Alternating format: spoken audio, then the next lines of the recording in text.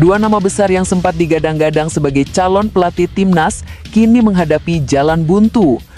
Sang pelatih Uzbekistan yang sempat mampir ke Jakarta untuk liburan itu kini resmi diperkenalkan sebagai pelatih baru oleh klub Uzbekistan PFC Navbahor Namangan. Dan yang paling terbaru dan sosok ini yang paling ditunggu para pundit bola Indonesia karena kedekatannya dengan para pemain keturunan Belanda, Giovanni van Bronckhorst, juga diramalkan mustahil merapat ke Jakarta untuk jadi pelatih baru timnas. Media Belanda Football Premier memprediksi peluangnya sangat kecil.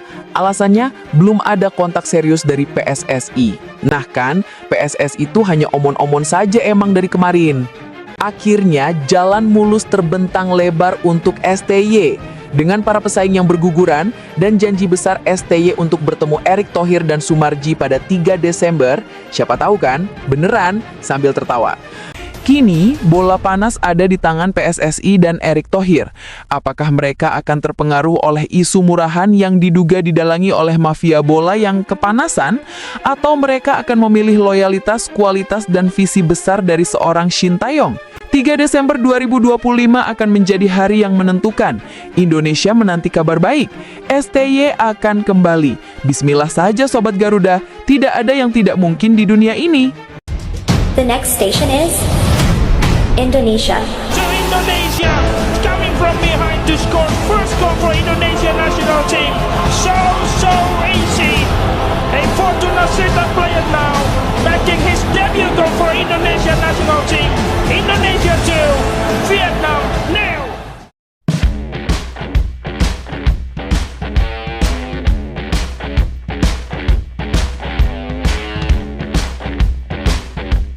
Di tengah drama Shin Tae-yong, teka-teki siapa yang akan menukangi Garuda terus memanas. Dua nama besar yang sempat digadang-gadang sebagai calon pelatih timnas kini menghadapi jalan buntu. Timur Kapadze resmi gagal menjadi pelatih Indonesia. Kok bisa sih? Valid nggak, Min? Nih, dengerin ya faktanya.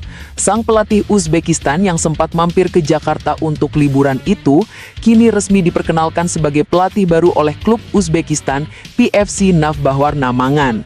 PSSI memilih diam 1000 bahasa saat Kapadze memberi kode keras tertarik melatih Garuda.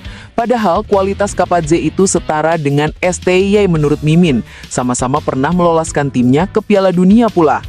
Dan yang paling terbaru dan sosok ini yang paling ditunggu para pundit bola Indonesia karena kedekatannya dengan para pemain keturunan Belanda, Giovanni van Bronckhorst, juga diramalkan mustahil merapat ke Jakarta untuk jadi pelatih baru timnas. Media Belanda Football Premier memprediksi peluangnya sangat kecil. Alasannya, belum ada kontak serius dari PSSI. Nah kan, PSSI itu hanya omon-omon saja emang dari kemarin. Yang lebih dramatis lagi, Giovanni van Bronckhorst masih nyaman sebagai tangan kanan Arne Slot di klub raksasa dunia Liverpool. Apakah ia rela meninggalkan gemerlap Liga Inggris demi melatih timnas Indonesia yang penuh tekanan dari para mafia bola? PSSI harus berpikir cepat, atau kita akan kehilangan satu lagi kandidat pelatih top 1 ini. Tapi arti baiknya di sini adalah akhirnya jalan mulus terbentang lebar untuk STY. Dengan para pesaing yang berguguran dan janji besar STY untuk bertemu Erick Thohir dan Sumarji pada 3 Desember, siapa tahu kan, beneran, sambil tertawa. Kabar baik bagi para penggemar Garuda semakin mendekat dong, karena STY itu satu-satunya pelatih yang memiliki pengaruh besar di internal timnas dan di mata supporter Indonesia, dengan segala prestasinya selama 5 tahun terakhir ini. Meskipun STY saat ini terlibat dalam drama di Korea, warisan dan pengaruhnya terhadap timnas Indonesia masih terasa kental, terutama dalam persiapan SEA Games 2025. Skuad Garuda Muda yang kini diarsiteki oleh Indra Syafri didominasi oleh bakat-bakat luar biasa yang dipelopori oleh STY. Sorotan utama ada pada gelandang FC Utrecht ini, Ivar Jenner. Pengamat sepak bola nasional, Rizal Pahlevi, menyebut kehadiran Ivar Jenner sebagai suntikan kualitas luar biasa dan booster lini tengah. Ivar Jenner dinilai mampu mendikte jalannya pertandingan. Selain Ivar, nama-nama hasil proses naturalisasi yang diperjuangkan di era STY seperti Mauro Zylstra dan Rafael Struck juga disebut sebagai komposisi paling ideal untuk mempertahankan medali emas. Bahkan, keputusan memanggil Marcelino Ferdinand pun meski mengundang diskusi, dianggap sebagai langkah berani yang bisa memberi dampak signifikan. Rizal Pahlesi juga memuji habis-habisan fleksibilitas pemain belakang seperti Kadek Arel dan Kakang Rudianto yang siap bermain dalam skema 3 atau 4 back. Timnas U22 Indonesia kini adalah mesin perang yang siap tempur di Thailand.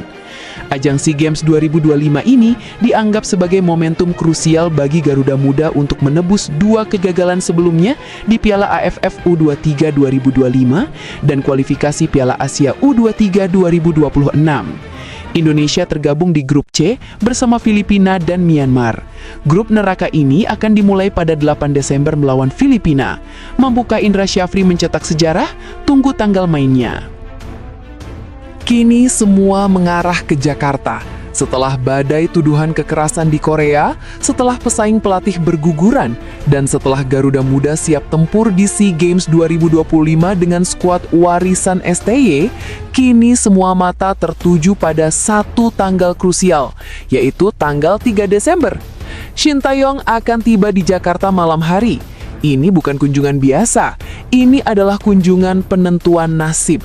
Kunjungan ini akan menjadi medan pertempuran akhir antara STY dengan para pihak yang tidak menyukai kejujurannya. Pertemuan dengan Erick Thohir dan Sumarji diyakini akan menjadi momen untuk menghancurkan semua isu miring dan siap menandatangani kontrak baru dengan PSSI.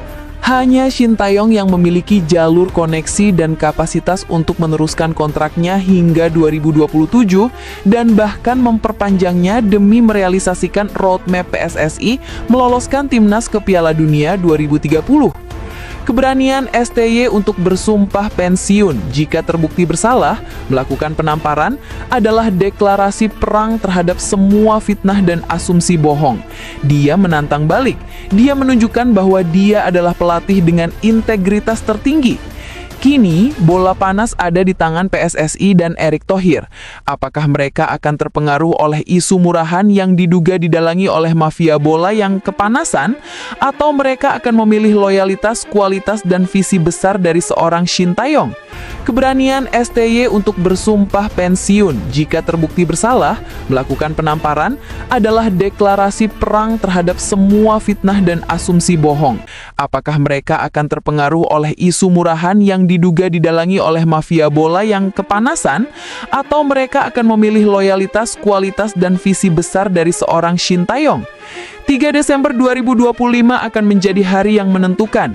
Indonesia menanti kabar baik. STY akan kembali. Bismillah saja Sobat Garuda, tidak ada yang tidak mungkin di dunia ini.